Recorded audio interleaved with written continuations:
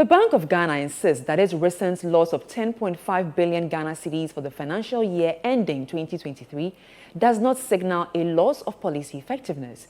The central bank explains that the increase in costs associated with open market operations, which contributed largely to the loss, was necessary to mop up excess liquidity in the economy and support the disinflationary process. The following report has more. The Bank of Ghana's financial statements for 2023 show that total operating income increased by 47.3% to 8.8 billion Ghana cedis, driven primarily by interest earned on investments in securities and bonds held abroad, fines imposed on institutions for regulatory breaches, and fees and charges. However, the bank also incurred significant expenses, with the cost of open market operations increasing more than fivefold to 8.3 billion cedis compared to the 1.7 billion Ghana cedis in 2022.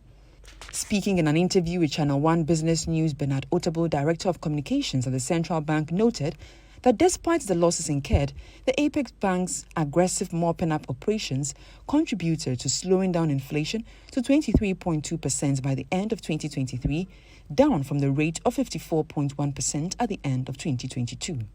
Now, it must be emphasized that within the context of central banking, or in the context of Bank of Ghana, the loss position as reported does not connote loss of policy effectiveness. Our financial results is often or wouldn't be a good guide on the success that we have achieved.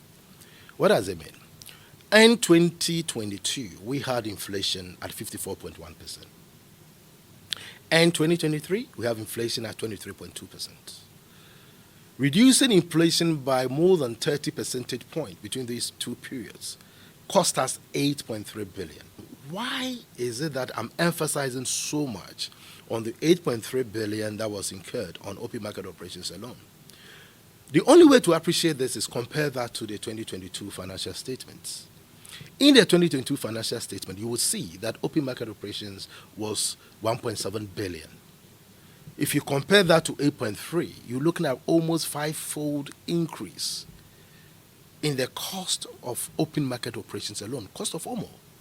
And that is quite significant. And one may ask, so in pumping so much money, in mopping up excess liquidity from the market, couldn't the central bank have stopped?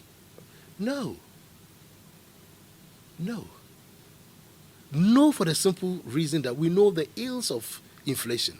Despite the losses incurred in its 2023 financial statement, the central bank notes that it is committed to pursuing policies that would enable it to achieve stable levels of inflation in the country and also in line with its medium-term target.